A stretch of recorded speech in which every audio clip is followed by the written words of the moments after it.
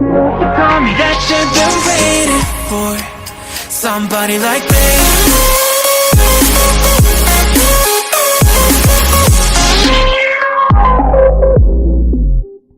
Welcome to all competitive వాళ్ళ Ali channel నుండి మీకు ప్రతి ఒక్కరికి స్వాగతం పలుకుతున్న కాంపిటేటివ్ వాళ్ళ అలీ ఛానల్ నుండి ఈ రోజు నుండి మనము శక్తి 1.0 బ్యాచ్ లో హిస్టరీ సబ్జెక్ట్ డిస్కస్ చేసుకుందాము. మోడర్న్ ఇండియా నుండి అరేవియల్ ఆఫ్ యూరోపియన్ కంట్రీస్, అంటే మన భారతదేశానికి చాలా యూరోపియన్ కంట్రీస్ అనేది మన భారతదేశంలో కంపెనీ అనేది ఎస్టాబ్లిష్ చేసినాయి కదా, దాని గురించి మాట్లాడుకుందాము. చూసుకోండి ఫ్రెండ్స్, హెడ్డింగ్ లో మీకు తమిళంలో కనబడుతుంది అరేవియల్ ఆఫ్ యూరోపియన్స్, అంటే మన యూరోపియన్ కంట్రీస్ మన భారతదేశానికి ఎలా వచ్చినాయి అనేది మనం డిస్కస్ చేసుకుందాం. చూసుకోండి friends, SSC JD and group డికి సంబంధించి రైల్వే సంబంధించింది. హిస్టరీ చూసుకుంటే హిస్టరీ సబ్జెక్ట్ నుండి రైల్వేస్ లో వచ్చేసి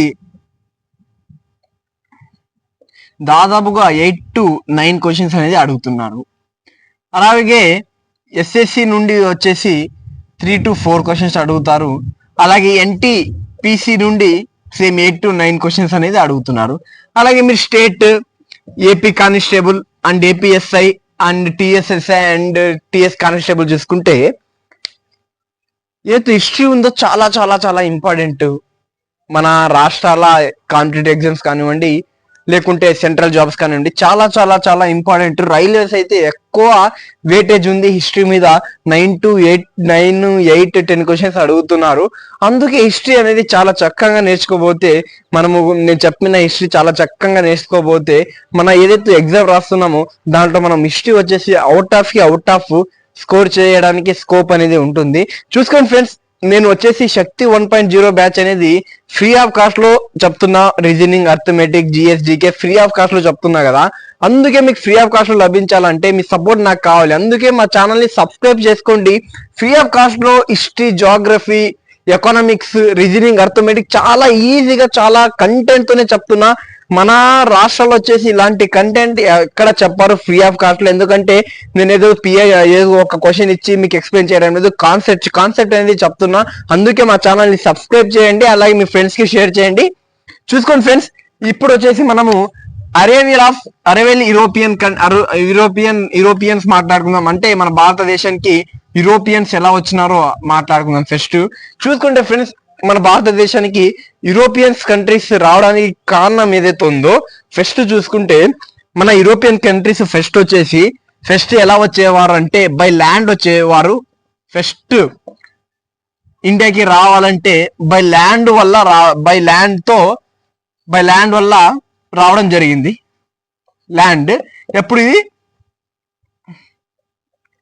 10th century and 12th century. అలాగే చూసుకుంటే 4th centuryలో మీరు గమనిస్తే అలెగ్జాండర్ వచ్చేసి బై ల్యాండ్ ద్వారా అనేది ఆఫ్ఘనిస్తాన్ అలాంటి పాకిస్తాన్ అలాంటి ప్రాంతంలో చేరుకున్నాడు. బట్ ఎందుకు యూరోపియన్ కంట్రీ సీ రూట్ ద్వారా వచ్చినారు? సీ రూట్ ద్వారా వచ్చినారు? బై ల్యాండ్ తో రావచ్చు కదా అని వాళ్ళు బై ల్యాండ్ తో రావడానికి వాళ్ళకి అవకాశం అనేది కుదరలేదు. అందుకే వాళ్ళు వచ్చేసి సీ రూట్ ని అనేది కనుగొన్నారు. ఎందుకు ల్యాండ్ తో కుదరలేదంటే రీజన్ వచ్చేసి ఏదైతే టర్కీ అండ్ నార్త్ ఏషియా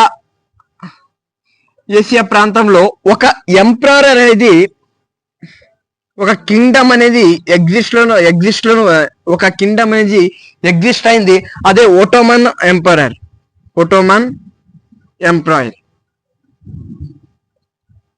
ఈ కింగ్డమ్ అనేది ఎగ్జిస్ట్ అయింది. వీరేమన్నానంటే ఒక కండిషన్ అనేది పెట్టినారు యూరోపియన్ కంట్రీస్ కి, మీరు మా దేశాల మీద వెళ్ళాలంటే మీరు వచ్చేసి మన ఇస్లాం మతాన్ని స్వీకారం చేసుకోవాలంటే మీరు క్రిస్టియన్ నుండి ఇస్లాంలో కన్వర్ట్ అయితే మేము ఈ రూట్ అని ఇస్తాము, మీరు భారతదేశానికి చేరుకోవచ్చు. మీరు కన్వర్ట్ కారు, మేము మత మార్పిడి చేసుకోమంటే మీరు వచ్చేసి ఇక్కడ నుండి వెళ్ళడానికి వీలు లేదు, ఛాన్సెస్ లేవని ఒక బార్డర్ లాగా వీళ్ళు వర్క్ చేసినారు. ఎవరు? ఒటోమన్ ఎంపరర్ కింగ్డమ్ చూసుకుంటే. అందుకే వాళ్ళు ఏమన్నారు, యూరోపియన్ కంట్రీస్ ఏమన్నారు, మేము మత మార్పిడి చేసుకోము, మనం ఏ మతం ఉందో అదే మతం గొప్పదని వీళ్ళు అనుకొని వీళ్ళు వచ్చేసి ఒక ఆలోచన యూరోపియన్ కంట్రీస్ మొత్తము ఒక థాట్ కి వచ్చిన, ఏదైతే పోర్చుగీస్, ఏదైతే స్పెయిన్, అలాగే ఫ్రాన్స్, అలాగే బ్రిటన్, అలాగే డేనిష్, డచ్ మొత్తం కంట్రీస్ వచ్చేసి వీళ్ళు ఎలాగైనా మనము ఇండియాకి సీ రూట్ కనుక్కోవాలి అనుకున్నారు. ఇండియాకి to find out India sea route find out చేయాలని అనుకున్నారు. ఫైండ్ అవుట్ సీ రూట్ అనుకున్నారు. అలాగే వాళ్ళ ప్లాన్ మరి ఎగ్జిక్యూట్ చేయడం మొదలు పెట్టినారు. ఫస్ట్ టైం వచ్చేసి 1491 ఏడీలో, ఇది సిలబస్ లేదు బట్ చెప్పాలి, చార్లెస్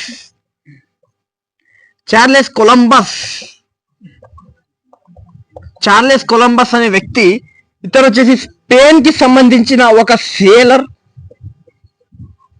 మత్స్యకారుడు అంటారు కదా, అలాగే ఒక సేలర్. ఈయన వచ్చేసి స్పెయిన్ తో ఒక ప్రభుత్వానికి చెప్తాడు, నేను భారతదేశానికి సీ రూట్ అనేది, సముద్ర తీరం అనేది కనుగొంటాను అని. చార్లెస్ కొలంబస్ 1491లో స్పెయిన్ నుండి బయలుదేరుతాడు. స్పెయిన్ నుండి, ఇది స్పెయిన్, ఇండియా ఇక్కడ ఉంది, ఇది ఆఫ్రికా. చూసుకుంటే ఇక్కడ నుండి మన చార్లెస్ కొలంబస్ గారు బయలుదేరుతారు. ఎక్కడికి? నేను సీ రూట్ ఫైండ్ అవుట్ చేస్తానని. బట్ వాళ్ళు వచ్చేసి మన భారతదేశం ఇలా రావాలి కదా. మన భారతదేశం అంటే ఫస్ట్ యూరోపియన్ కంట్రీస్ దాటుకుంటూ ఆఫ్రికా కాంటినెంట్ లో కేప్ ఆఫ్ టౌన్ దగ్గర ఉన్న, అక్కడ ఎగ్జిస్ట్ అయిన తర్వాత నెక్స్ట్ వచ్చేసి మన భారతదేశానికి చేరుకోవాలి. బట్ ఆయన వచ్చేసి ఏం చేస్తాడంటే, చార్లెస్ కొలంబస్ గారు డైరెక్ట్ గా ఇలా వెళ్ళి అప్పుడు వచ్చేసి పాస్ట్ లో వచ్చేసి ఏదో 12th 11th సెంచరీ కంపాస్ లేవు, మ్యాప్ లేదు, జిపిఎస్ లేదు. అలాంటిటప్పుడు వాళ్ళు వచ్చేసి కొలంబస్ గారు ఇక్కడ వెళ్ళారు, అదే నార్త్ అమెరికాకి 1492 ఏడీలో చేరారు. అక్కడ చేరిన తర్వాత ఇదే భారతదేశం అన్నారు. అంటే ఇదే ఇండియా అనేది గంతులు అనేది వేసినారు. అక్కడ చూసుకుంటే ఆయన ఒక అబ్జర్వ్ చేసినారు, మన ఇండియన్స్ వచ్చేసి చాలా డిఫరెంట్ గా ఉంటారు కంపేర్ టు అమెరికా వాళ్ళని చూసి ఇదే ఇండియా అన్నారు. అక్కడ ఉన్న అమెరికన్స్ ఇట్లా పట్టుకొని ఒక రేట్ పెట్టినారు. ఏం మనిషి అయ్యా నువ్వు, ఇది వచ్చేసి అమెరికా, నువ్వు వచ్చేసి ఇండియా అంటారు, మనుషులు కనబడని కొలంబస్ కి చెప్పారు. బట్ అలా చెప్పలేని చెప్తున్నా, అలా అయిపోయింది. తర్వాత ఈయన మరి ఫెయిల్ అయిపోయినారు. తర్వాత వచ్చేసి 1997లో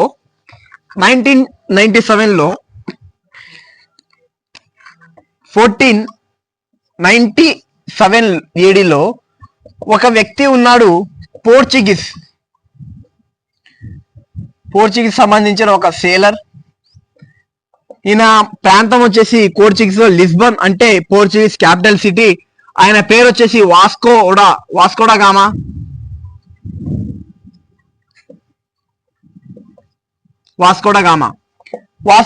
వచ్చేసి 1497 ఏడీలో పోర్చుగీస్ లో లిస్బన్ లో ఉంటాడు, ఒక మత్స్యకారుడు.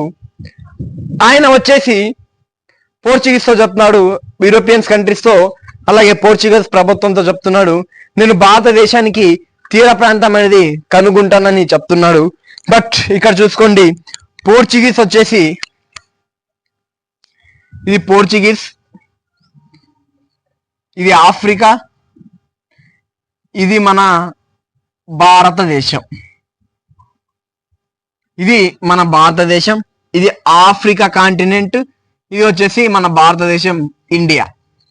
చూసుకుంటే మీకు ఒక డౌట్ రావాలి, ఎందుకు బ్రో అంత మన భారతదేశానికి అంత ఆక్రమించుకోవాలి, అంత వ్యాపారం చేయాలి, ఎస్టాబ్లిష్ చేయాలి, కంపెనీస్ ఎందుకు వ్యాపారం చేయాలి, అంత కసి పడినాను, ఎంత కృషి చేసిన ఎందుకంటే మన భారతదేశంలో ఏదైతే ఉన్నాయో కాటన్ కానివ్వండి, సిల్క్ కానివ్వండి, స్పేసెస్ కానివ్వండి, చాలా లభిస్తాయి మన భారతదేశంలో. అందుకే యూరోపియన్ కంట్రీస్ మొత్తం మన భారతదేశానికి ఒక ఏదైతే ఉందో ఒక ఫీట్ పడితే చీమలు మొత్తం ఎలా చేరుకుంటాయి, అలాగే మన భారతదేశానికి మొత్తం యూరోపియన్ కంట్రీసే చేరుకున్నాయి. మీకు డౌట్ రావచ్చు, బ్రో ఎందుకు బ్రో యూరోపియన్ కంట్రీసే చేరుకున్నాయి, ఆఫ్రికా కంట్రీస్ కానీ అలాంటి కంట్రీస్ చేరవచ్చు కదా అంటే, చూసుకోండి ఫ్రెండ్స్, యూరోపియన్ కంట్రీస్ కి వచ్చేసి అక్కడ వచ్చేసి యూరోపియన్ కంట్రీస్ కి వచ్చేసి 6 months వింటర్, 6 months సమ్మర్ అనేది ఉంటుంది. అందుకే వాళ్ళు 6 months వింటర్ లో వాళ్ళకి పంటలు అనేది పండవు. పంటలు పండినప్పుడు వాళ్ళు వచ్చేసి ఏదో జంతువులను వేటాడే వాళ్ళు ఫుడ్ అనేది స్టోర్ చేసుకోవాలి. స్టోర్ చేయాలంటే ఇంగ్రీడియంట్స్ అనేది కావాలంటే కొన్ని పదార్థాలు అనేది కావాలి. ఆ పదార్థాలు వచ్చేసి మన భారతదేశంలో లభిస్తాయి. అందుకే వీరు మన భారతదేశానికి ఎందుకు అంత ప్రియారిటీ ఇచ్చి మన భారతదేశానికి కంపెనీస్ ఎస్టాబ్లిష్ చేసిన ఎందుకు అంత కష్టపడి ఇక్కడ నుండి ఎందుకు వాడు అంత సీ రూట్ కష్టపడి కనుక్కున్నాడంటే రీజన్ బిహైండ్ దిస్. చూసుకుంటే వాస్కో డి గామా 1997 ఏడిలో పోర్చుగీస్ నుండి అంటే లిస్బన్ ప్రాంతం నుండి మన భారతదేశానికి బయలుదేరుతాడు. అలాగే మన భారతదేశానికి పోర్చుగీస్ అంటే వాస్కో డి గామా వచ్చేసి ఇక్కడ నుండి ఆయన జర్నీ అనేది మొదలు పెడతాడు. మంచిగానే వస్తాడు, ఎన్ని తుఫాన్లు వచ్చినా తట్టుకుంటాడు. ఒక ఏదైతే బలం ఉందో, ఏదైతే లోపల ఒక కసి ఉందో, నేను ఎలాగో భారతదేశాన్ని సముద్ర తీరాన్ని కనుక్కోవాలి, ఏదైతే కసి ఉందో ఆ కసి ఈయనని ఈరోజు భారతదేశాన్ని చేరబడింది. చూసుకుంటే పోర్చుగీస్ లో బయలుదేరుతాడు. ఒక 7 months లో కేప్ ఆఫ్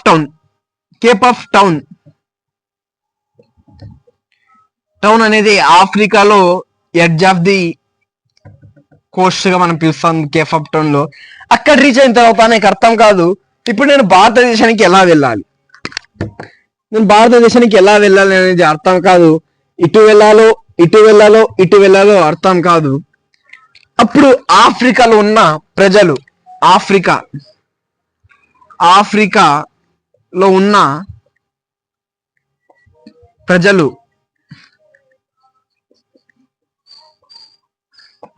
ఉన్న ప్రజలు ఆయనకి ఒక హింట్ ఇస్తారు. ఏదో ఇప్పుడు మీరు ఇక్కడ తిరుగుతున్నారు కదా, ఈ చుట్టుపక్కలలో ఒక మత్స్యకారుడు ఉన్నాడు, ఇండియా సంబంధించిన ఆయన్ని మీరు కనుక్కోండి, ఆయన మీకు చూపిస్తాడు భారతదేశానికి ఎలా వెళ్ళాలని. బట్ ఆ పర్సన్ పేరు ఏదైతే ఉందో హామద్ మజీద్ అబ్దుల్ మజీద్ మరి అంటాము. ఆ పర్సన్ పేరు వచ్చేసి అంటే మన వాస్కో డి గామాకి కేప్ ఆఫ్ టౌన్ నుండి అంటే ఆఫ్రికా నుండి భారతదేశం రావడానికి సహాయం చేసిన వ్యక్తి పేరు ఏమంటే హామద్ మజీద్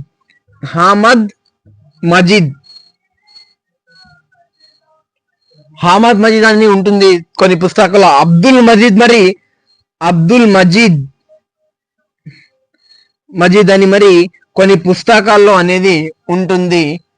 ఆయన మీరు ఆప్షన్ బట్టి వెళ్ళిపోయింది. అంటే కేప్ ఆఫ్ టౌన్ నుండి వాస్కో డి గామాకి భారతదేశం రావడానికి సాయం చేసిన వ్యక్తి ఎవరున్నారంటే వాస్కో డి గామా. ఫస్ట్ ఈయన మరి ఒప్పుకోలేదండి, నా భారతదేశానికి చూపి అంటే నేను భారతీయుడిని కాదు, నేను భారతదేశంలో ఉండడం లేదు, నేను ఆఫ్రికా వాడినే, చూడు నేను ఎంత తెల్లగా ఉన్నాను, నేను భారతీయుడిని కానంటే మన వాస్కో డి గామా వాళ్ళు ఉన్న ఒక కత్తిని బయటకు చూసి ఇట్లా చూపిస్తా నా వెంటరండి అని మన వాస్కో డి గామాని భారతదేశానికి చేరుకున్నాడు. ఇప్పుడు వచ్చేసి ఇక్కడ ఒక ఇంపార్టెంట్ పాయింట్ అనేది నేను చెప్తా, చాలా జాగ్రత్త వినండి. ఇంపార్టెంట్ ఫ్యాక్ట్స్ అనేది చెప్తా వాస్కో డి గామాకి. చూసుకోండి, మన వాస్కో డి గామా వచ్చేసి మన అబ్దుల్ మజీద్ గారు వారికి దారి చూపిస్తున్నారు భారతదేశంకి ఎలా రావాలో. వాడు అబ్దుల్ మజీద్ వచ్చేసి హమద్ మజీద్ వచ్చేసి వాడు వచ్చేసి సూరత్ వెళ్ళిపోయినాడు. మన వాస్కో డి గామా వచ్చేసి కొచ్చిన్ అనే ప్రాంతం చేరుకున్నారు. కొచ్చిన్ ప్రాంతం అది ఏదైతే కేరళ ఉందో అలా చేరుకున్నాడు. దీన్ని కల్కట్టా అంటారు. కొచ్చిన్ ప్రాంతం దగ్గర కల్కట్టా.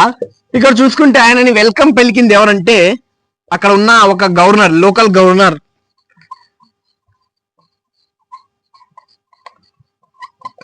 ఆయనని వెల్కమ్ పలికింది ఎవరంటే లోకల్ గవర్నర్. ఆయన పేరు వచ్చేసి జోమెరిన్.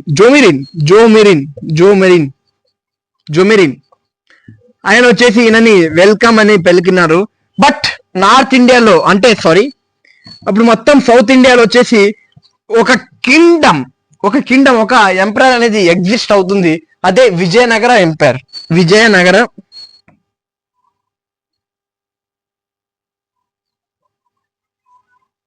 ఎంపరర్ అనేది ఆడనేది ఎగ్జిస్ట్ అనేది అవుతుంది.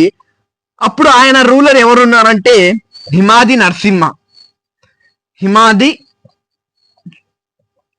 నరసింహ అక్కడ రూల్ అనేది చేస్తున్నారు. ఎప్పుడు వాస్కోడి గామ వచ్చినప్పుడు. వాస్కోడి గామని రిసీవ్ చేస్తున్న వ్యక్తి ఎవరున్నారంటే జొమోరిన్. వాస్కోడి గామని రిసీవ్ చేసుకుంది ఎవరు? జొమోరిన్. అలాగే వాస్కోడి గామ ఫస్ట్ ఎక్కడ ల్యాండ్ అయినా అంటే కల్కట్టా, కేరళలో. ఆయనని హెల్ప్ చేసింది ఎవరంటే అహ్మద్ మజీద్. ఆయన వచ్చేసి సూరత్కి వెళ్ళిపోయినాడు అహ్మద్ మజీద్ గారు. అలాగే అబ్దుల్ మజీద్ గారు రెండో ఏదైనా ఆప్షన్ పెట్టి వెళ్ళిపోయింది. కొన్ని పుస్తకాల్లో అహ్మద్, అబ్దుల్ ఉంటుంది. అలాగే ఆయన సూరత్కి వెళ్ళిపోయినాడు. ఈయన వచ్చేసి వాస్కోడి గామ వచ్చేసి కేరళలో కల్కట్టా అనే ప్రాంతానికి చేరినాడు. చేరిన తర్వాత అక్కడ గవర్నర్ ఎవరు ఉన్నారు అబ్బా అంటే వాళ్ళకి రిసీవ్ చేసుకుంది వాస్కోడి గామని రిసీవ్ చేసుకుంది ఎవరంటే జమోరిన్. ఎవరి కింద వాళ్ళ హెడ్ వచ్చేసి ఎవరు? ఏ ఎంపైర్, ఏ కింగ్డమ్ పైన ఉంటున్నారంటే విజయనగర కింగ్డమ్ దగ్గర, ఎంపైర్ దగ్గర. అప్పుడు విజయనగర ఎంపైర్ ఎవరున్నారంటే హిమాది నరసింహ గారు అనేది అక్కడ ఎంపైర్ అనేది ఉన్నారు. చూసుకోండి ఫ్రెండ్స్, ఇలాంటి కంటెంట్ అనేది చాలా ఫ్రీ ఆఫ్ కాస్ట్ లో నాకు తెలిసి ఎక్కడ లభించదు. చాలా కంటెంట్ అనేది చాలా ఈజీగా, చాలా సులభంగా చెప్తున్నా. ఇంపార్టెంట్ ఫ్యాక్ట్స్ అనేది నేను ఇక్కడ చెప్తున్నా. చూసుకోండి ఫ్రెండ్స్, ఇలాంటి కంటెంట్ కావాలంటే మా ఛానల్ ని సబ్స్క్రైబ్ చేయండి. ఎందుకంటే శక్తి 1.0 బ్యాచ్ డే మన ఏం థీమ్ వచ్చేసి ఫ్రీ ఆఫ్ కాస్ట్ లో అన్ని సబ్జెక్ట్స్ అనేది కవర్ చేయాలి. కాంపిటేటివ్ ఎగ్జామ్స్, ప్రతి కాంపిటేటివ్ ఎగ్జామ్స్ వచ్చేలాగా ఈ బ్యాచ్ అనేది వర్క్ చేయాలని నా ఉద్దేశము. అందుకే మీ ఫ్రెండ్స్ కి షేర్ చేయండి. జై హింద్ ఫ్రెండ్స్.